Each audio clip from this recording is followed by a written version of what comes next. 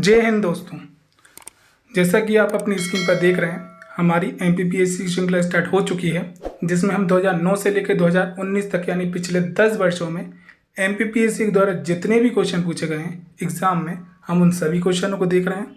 साथ में उनसे जुड़े हुए कुछ प्रमुख तथ्यों को भी जान रहे हैं। तो चलिए हम क्वेश्चनों को स्टार्ट करते हैं। 1 बाय 1 मैं आपको क्वेश्चन बताऊंगा। आप वीडियो को पॉज करके आपको क्या आंसर लगता है उसको दिए गए आंसर से मैच करिएगा, और लास्ट में वीडियो के कमेंट सेक्शन में हमें ये जरूर बताइएगा कि आपके टोटल कितने क्वेश्चन सही निकले। तो फर्स्ट क्वेश्चन है, निम्नलिखित में से कौन सा युग्म सही सुमेलित नहीं है? ऑप्शन ए प्रथम विश्व जलवायु सम्मेलन 1979, ऑप्शन बी प्रथम पृथ्वी शिखर सम्मेलन एजेंडा 21, सी है पृथ्वी शिखर सम्मेलन +5 1997, ऑप्शन डी है कार्बन व्यापार मॉन्ट्रियल प्रोटोकॉल। तो आंसर है डी, कार्बन व्यापार जो है मॉन्ट्रियल प्रोटोकॉल के अंतर्गत नहीं आता है। और प्रमुख तथ्य हैं, मॉन्ट्रियल प्रोटोकॉल का संबंध ओजोन परत के संरक्षण से है, जिसे 1987 में अपनाया गया और 1989 से ये प्रभावी हुआ। यह एक बाध्यकारी समझौता है।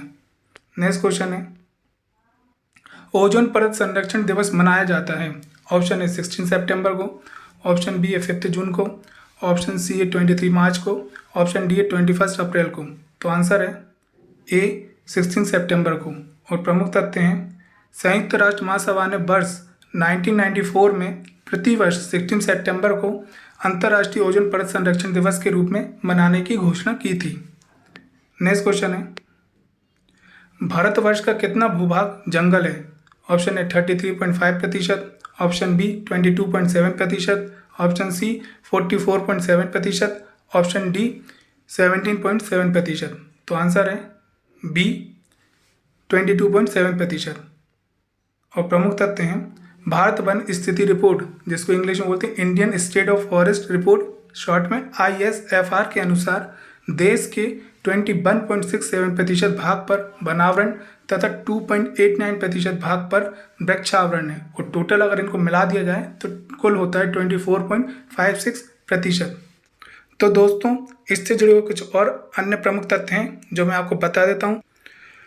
तो है 1987 से भारतीय वन स्थिति रिपोर्ट को द्विवार्षिक रूप से FSI द्वारा प्रकाशित किया जाता है। FSI का फुल फॉर्म है फॉरेस्ट सर्वे ऑफ इंडिया, और हिंदी में इसको बोलते हैं भारतीय वन सर्वेक्षण। नेक्स्ट पॉइंट है, FSI यानी फॉरेस्ट सर्वे ऑफ इंडिया ने भूमि के ऊपर स्थित जैव भार के आकलन के लिए भारतीय राष्ट्रीय अनुसंधान संस्थान यानी ISRO Indian space research organisation के साथ मिलकर एक राष्ट्रीय स्तर की परियोजना प्रारंभ की है। तो दोस्तों, ये कुछ प्रमुख तथ्य थे इससे जुड़े हुए जो मैंने आपको बता दिए। नेक्स्ट क्वेश्चन की तरफ बढ़ते हैं, हमारे देश के निम्नलिखित राज्यों में से किस राज्य में वन का सर्वाधिक क्षेत्र है?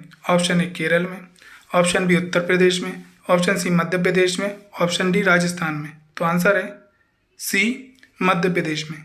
और प्रमुख तथ्य हैं, सबसे सर्वाधिक क्षेत्र वाले राज्य इस प्रकार हैं, मध्य प्रदेश, अरुणाचल प्रदेश, छत्तीसगढ़, उड़ीसा, महाराष्ट्र इत्यादि। याद रखिएगा। नेक्स्ट क्वेश्चन है, निम्नलिखित में से कौन सी संस्था पर्यावरण से संबंधित नहीं है?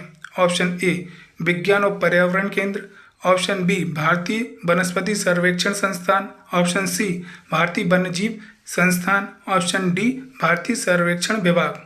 तो आंसर है डी भारतीय सर्वेक्षण विभाग। और प्रमुख तथ्य हैं, भारतीय सर्वेक्षण विभाग पर्यावरण से संबंधित नहीं है। ये विज्ञान और प्रौद्योगिकी विभाग के अधीन राष्ट्रीय सर्वेक्षण और मानचित्रण के लिए भारत सरकार का एक प्राचीनतम विभाग है।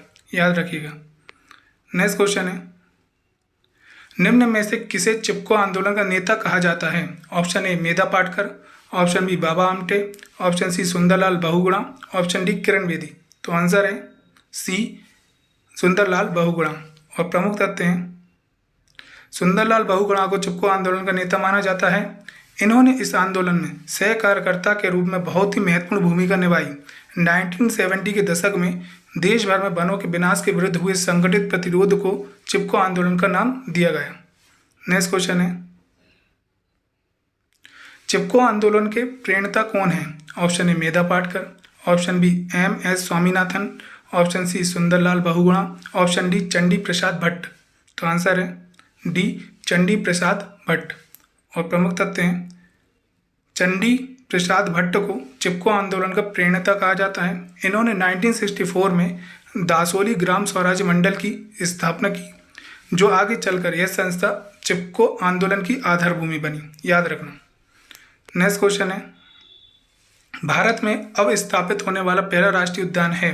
ऑप्शन ए नामदफा राष्ट्रीय उद्यान, ऑप्शन बी कॉर्बेट राष्ट्रीय उद्यान, ऑप्शन सी दुधवा राष्ट्रीय उद्यान, ऑप्शन डी गुईनडी राष्ट्रीय उद्यान। तो आंसर है बी कॉर्बेट राष्ट्रीय उद्यान।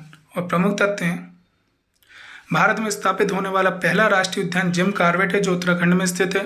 प्रश्न में दिए गए राष्ट्रीय उद्यानों की स्थापना के वर्ष निम्न है। जिम कॉर्बेट राष्ट्रीय उद्यान 1936 में स्थापित हुआ, नामदफा राष्ट्रीय उद्यान 1983 में स्थापित हुआ, दुधवा राष्ट्रीय उद्यान 1977 में स्थापित हुआ और गुईनडी राष्ट्रीय उद्यान 1976 में स्थापित हुआ। नेक्स्ट क्वेश्चन है, भारतीय टाइगरों को बचाने के लिए प्रोजेक्ट टाइगर किस वर्ष प्रारंभ किया गया था। Option A 1971, option B 1973, option C 1977, option D 1991। तो आंसर है बी 1973।